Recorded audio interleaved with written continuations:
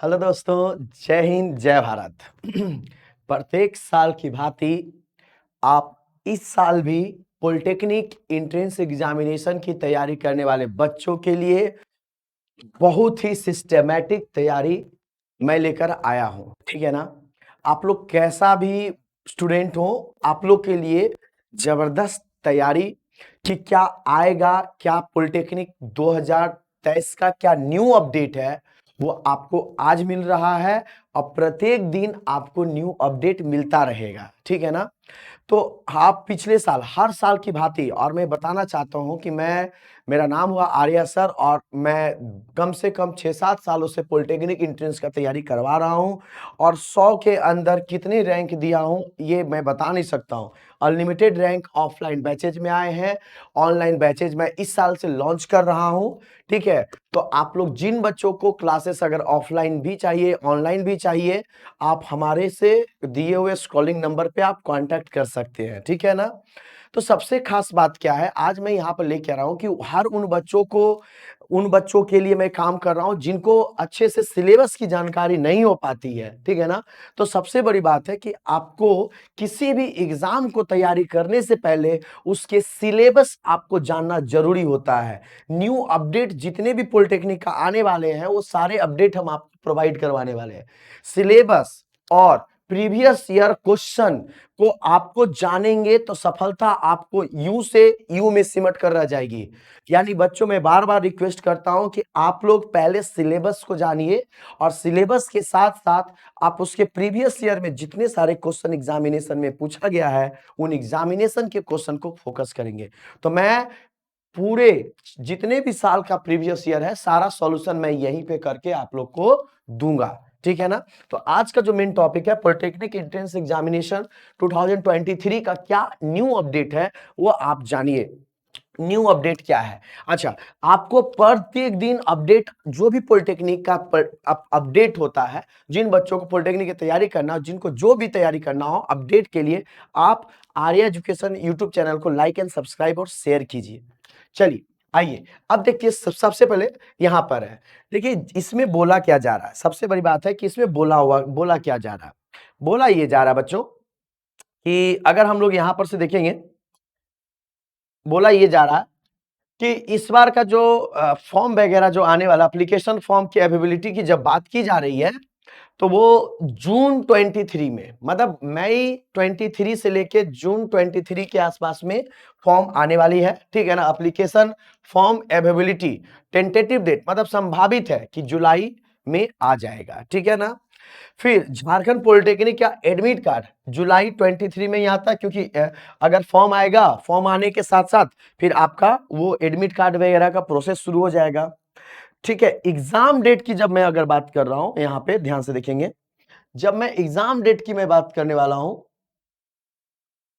23 और result date की जब बात करूंगा तो ये सारा इंफॉर्मेशन जो अभी है ना, ये सारा जो इंफॉर्मेशन है ये आपको यहां पे मिलेगा, ठीक है। ध्यान से देखेंगे थोड़ा सा ये चीज यहां पे है ना। तो सारा जो एग्जाम एडमिट कार्ड का जो डेट है वो 23 है, यहां पे आपका एडमिट कार्ड आने वाला है,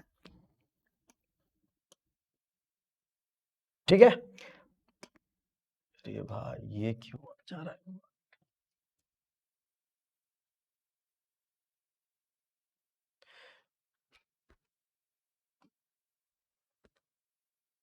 ठीक है।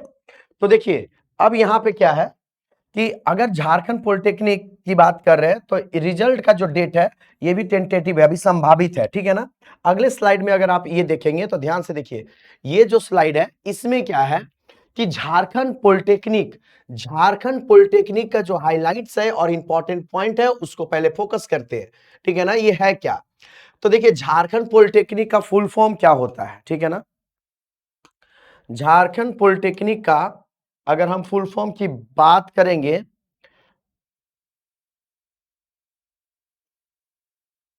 ठीक है।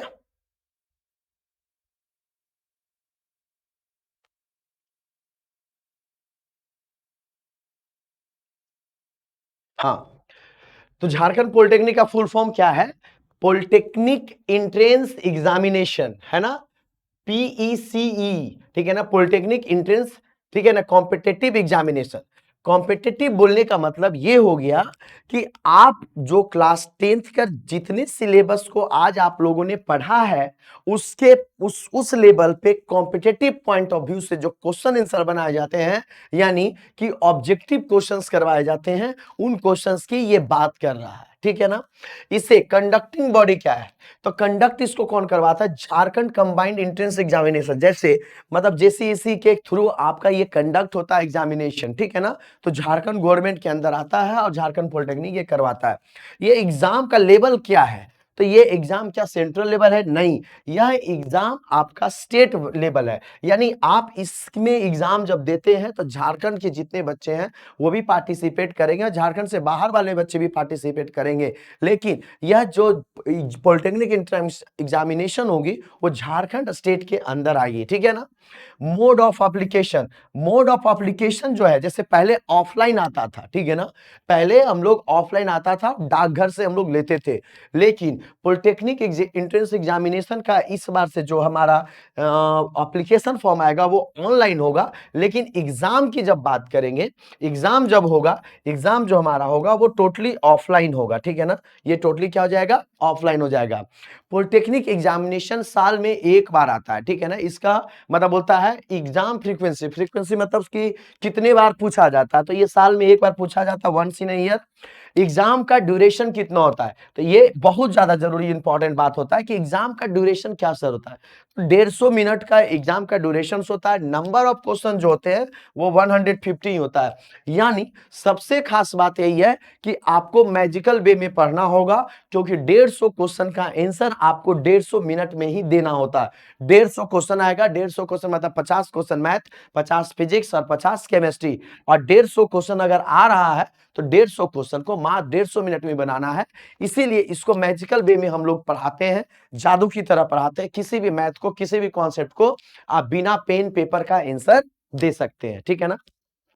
क्वेश्चन की जब बात करता है, क्वेश्चन की टाइप की जब बात करता है, तो क्वेश्चन का टाइप जो इसका होता है ये ऑब्जेक्टिव होता है। क्या होता है, क्वेश्चन का जो टाइप होता है ये हमारा क्या हो जाता है, ऑब्जेक्टिव होता है। ठीक है। चलिए अब इसका नेक्स्ट स्लाइड में चलते हैं और नेक्स्ट स्लाइड में जानते हैं कि यहां से हम लोग को क्या जानना है। अब देखिए, ठीक है, बाकी आप यहां इंफॉर्मेशन देख सकते हैं। देखो झारखंड में जितनी सारी कॉलेजेस हैं, है ना, कॉलेज के बारे में कि कौन सा कॉलेज रैंक वाइज में अच्छा है और क्या रैंक अगर आप पॉलिटेक्निक एंट्रेंस एग्जामिनेशन में अगर आप लाते हो तो कौन सा कॉलेज मिलेगा, किस कॉलेज का क्या ब्रांच अच्छा है, ये सारे डिस्कशन हम आप लोग को करेंगे नेक्स्ट वीडियोज में। ठीक है ना। लेकिन अब ये देखते हैं कि झारखंड के ये इस एग्जामिनेशन, ये पॉलिटेक्निक एंट्रेंस एग्जामिनेशन में सीट जो है वो सीट कितने हैं, तो 10,790 सीट है। सोचो आप जितने बच्चों भी फॉर्म भरेंगे ना उनमें से सीट कितने हैं, 10,790। नंबर ऑफ एग्जाम सेंटर, अब देखिए झारखंड में आपका 22 डिस्ट्रिक्ट है, तो उसमें से 7 डिस्ट्रिक्ट में ही आपको एग्जाम सेंटर मिल सकता है। ये आगे स्लाइड में आपको मिलेगा कि कौन कौन डिस्ट्रिक्ट में आप फॉर्म फिलअप कर सकते हैं। ठीक है ना। झारखंड पॉलिटेक्निक हेल्पलाइन, जैसे आपका अगर आपको किसी भी प्रकार से फॉर्म भरने में मतलब दिक्कत हो रही हो या ज्यादा जानकारी लेना हो तो आप इस नंबर पे आप कॉल करके, ये झारखंड पॉलिटेक्निक का जो मतलब मैनेजमेंट है, मतलब जो हेड है वहां का, इस नंबर पे आप कॉल करके पता कर सकते हैं अगर किसी भी प्रकार की जानकारी हो। ये बहुत इंपॉर्टेंट इंफॉर्मेशन है कि ये नंबर के थ्रू आप आराम से उससे जानकारी प्राप्त कर सकते हैं। ठीक है ना। चलिए देखिए 12 पिछले साल जो हमारा जो टॉपर है, इसे टॉपर बहुत सारे रहे, 100 के अंदर बहुत सारे टॉपर है, लेकिन जो पिछले साल यानी 2022 में जो हमारा टॉपर रहा उनका जो रैंक सीएमएल रैंक था वो जनरल कैटेगरी के बच्चे थे और उनका जो रैंक था वो टोटल ऑल ओवर झारखंड में 14th रैंक था। ठीक है ना। और मैं आपको बताऊं कि 150 नंबर में आप कितने नंबर ऐसे लाते हैं जिससे कि आप टॉप करते हो। ठीक है ना। यानी rank 1, rank 2, rank 10, rank 5, rank 14, rank 16, यानी 100 के अंदर कितने नंबर लाएंगे तो जिससे आपका संभावनाएं रहेगी कि 100 के नंबर आपका रैंक आ जाएगा और कौन कौन सा कॉलेज मिलेगा, इसके बारे में डिटेल्स जानकारी आप लोग को न्यू वीडियोज में देंगे हम। ठीक है ना। चलिए अब देखिए नेक्स्ट इंपॉर्टेंट पॉइंट यहां पे है, ध्यान से देखिएगा। क्राइटेरिया क्या है, क्या प्रोसेस है पॉलिटेक्निक एंट्रेंस एग्जामिनेशन में जाने के लिए। तो एलिजिबिलिटी कौन दे सकता है एग्जाम, पॉलिटेक्निक का एग्जाम कौन बच्चा दे सकता है? तो बोलता है यहाँ पे बहुत अच्छा टॉपिक है और इस टॉपिक को आप ध्यान से देखेंगे और इसको समझने का कोशिश करेंगे।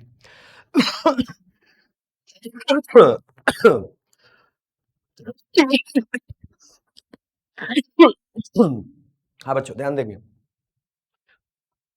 पार्टिकुलर इलिटरेट द कैंडिडेट, इसमें जो भी बच्चे एग्जाम देने की बात कर रहे हैं हम लोग, तो उन बच्चों को एग्जाम दे सकते हैं। The candidate must be an Indian national, यानी वो पहले तो इंडियन नेशनल का होना चाहिए, बहुत जरूरी है।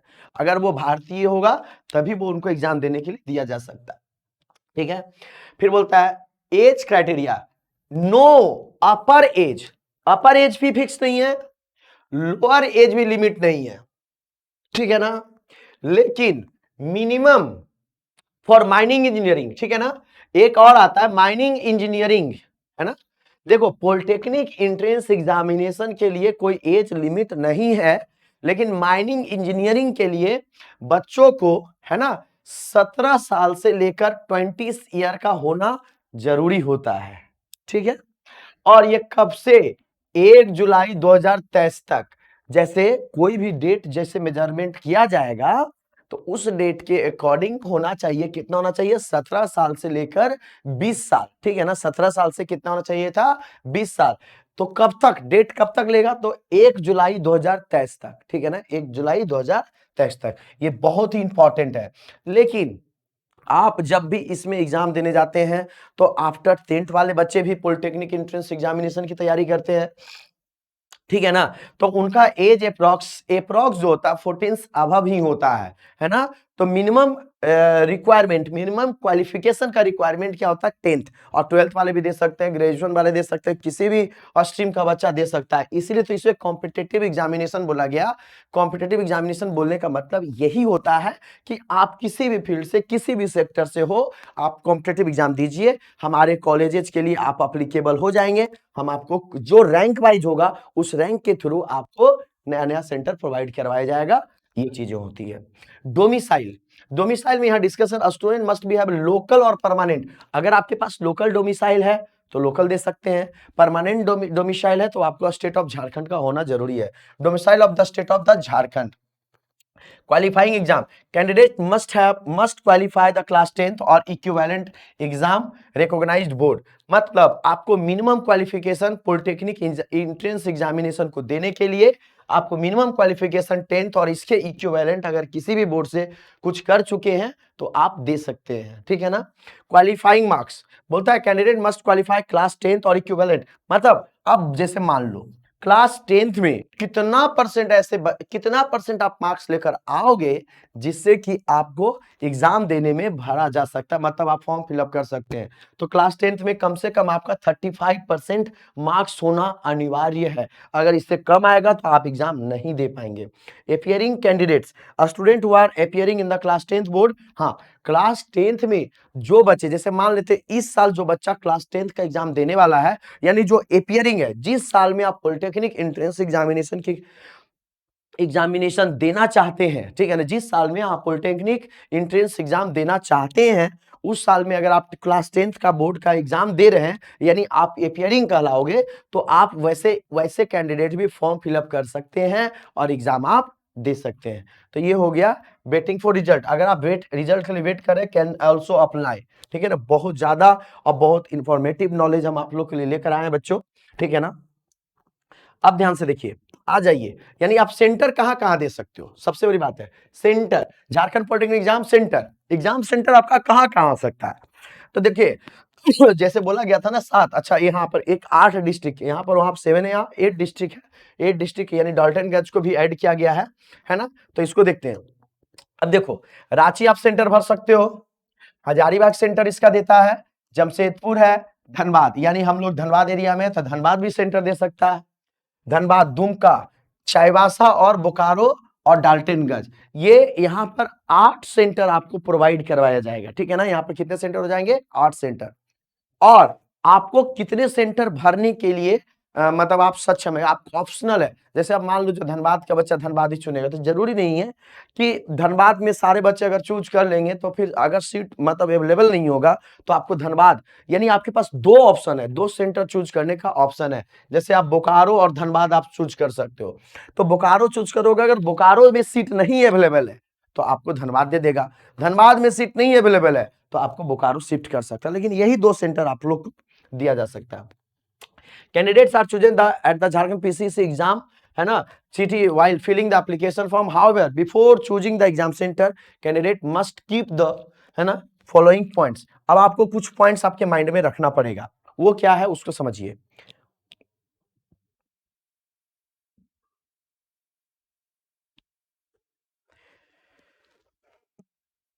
ठीक है, candidates can not request to change in the exam centre after allotment. अगर आप एग्जाम सेंटर फिल कर देते हैं और अगर अलाउड हो जाता है कि आपको बोकारो मिल गया है और धनबाद मिल गया है, लेकिन अब आप उसके बाद चेंज करवाना चाहते हैं तो आपको चेंज करने का ऑप्शन नहीं दिया जाएगा, ठीक है ना, चेंज नहीं कर सकते हैं आप एग्जाम सेंटर को, ठीक है। चलिए अब देखिए, और ये लास्ट, इसमें पॉलिटेक्निक का जब आप एग्जाम देते हैं तो आप कौन कौन से ब्रांच और क्या क्या ब्रांच आपके पास अवेलेबल है, ठीक है ना, क्या कोर्सेस अवेलेबल है आपके पास, तो उसके बारे में हम लोग को जानना यहाँ पे जरूरी है। पहला आता है झारखंड पीसीएससी, है ना, जो एग्जामिनेशन कंडक्टेड एडमिशन, है ना, two different diploma programme offered under the different streams by the various polytechnic institutions in the states. Some of the courses of the offer through the exam are electrical engineer, आप electrical engineering कर सकते हैं, mechanical engineering कर सकते हैं, metallurgy कर सकते हैं, मेटलर्जिकल कर सकते हैं, माइनिंग कर सकते हैं, माइनिंग के लिए जिसका 17 से 20 साल का एज आपका क्या है, कंफर्म है, मैकेनिकल इंजीनियरिंग ऑटोमोबाइल्स कर सकते हैं, मेडिकल लैब टेक्नोलॉजी कर सकते हैं, सिविल इंजीनियरिंग है, कंप्यूटर साइंस है, ठीक है ना, ऑटोमोबाइल इंजीनियरिंग है, कंप्यूटर इंजीनियरिंग है, ठीक है ना। तो इतनी सारी जो यहाँ पर हमारा दिया हुआ है, यहाँ पर सारे जो पोस्ट है, सारे जो ब्रांचेज दिया हुआ कि आप अगर पॉलिटेक्निक देना चाहते हैं तो आपको क्या क्या ब्रांच मिल सकता है, तो रैंक वाइज ब्रांच और कॉलेजेस आपको मिल सकता है। जैसे फूड टेक्नोलॉजी, फार्मेसी है, ट्रेवल एंड टूरिज्म है, टेक्नोलॉजी है, होटल मैनेजमेंट एंड कैटरिंग है, computer engineering and it's applications है, ठीक है ना। तो इतनी सारी ब्रांचेज है, तो बार बार मैं वही बोल रहा हूं कि अगर आपका रैंक अच्छा आता है तो आप अपने अकॉर्डिंग आप अपने इच्छा अनुसार ब्रांच को चूज कर सकते हैं, ठीक है ना दोस्तों। तो ये हुआ आज के बारे में, यानी पॉलिटेक्निक का एक न्यू अपडेट और पॉलिटेक्निक के कोर्सेज के बारे में जानकारी, और हर प्रकार जैसे अब इलेक्ट्रिकल इंजीनियरिंग हम आपको पूरी डिटेल्स जैसे इलेक्ट्रिकल इंजीनियरिंग कौन कर सकता है, मैकेनिकल इंजीनियरिंग के क्या रैंक आना चाहिए, कैसे पढ़ाई करना है ना, कौन से कॉलेजेस अच्छा है कैसा है, हर एक अपडेट, यानी झारखंड पॉलिटेक्निक हो, बिहार पॉलिटेक्निक हो, यूपी पॉलिटेक्निक हो, सारी जानकारियां आपको मिलता रहेगा, ठीक है ना। तो दोस्तों आप लोग जितने फ्रेंड हैं एक दूसरे से शेयर कीजिए, ज्यादा लोगों तक पहुंचाइए कि हम आपको अच्छे अच्छे कंटेंट ला कर दे सकते हैं। थैंक यू, जय हिंद, जय भारत।